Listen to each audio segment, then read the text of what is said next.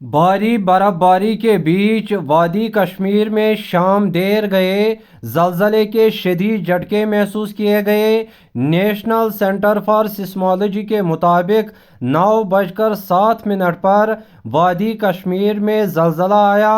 उन्होंने कहा कि रेक्टर स्केल पर ज़लज़ले की शिद्दत 4.4 दर्ज की गई है, जबकि इसका मरकज़ सोपोर था और ज़ेर ज़मीन इसकी गहराई 10 किलोमीटर थी। मालूम हुआ है कि शदीद झटकों की वजह से लोगों में खौफ व दहशत का माहौल फैल गया।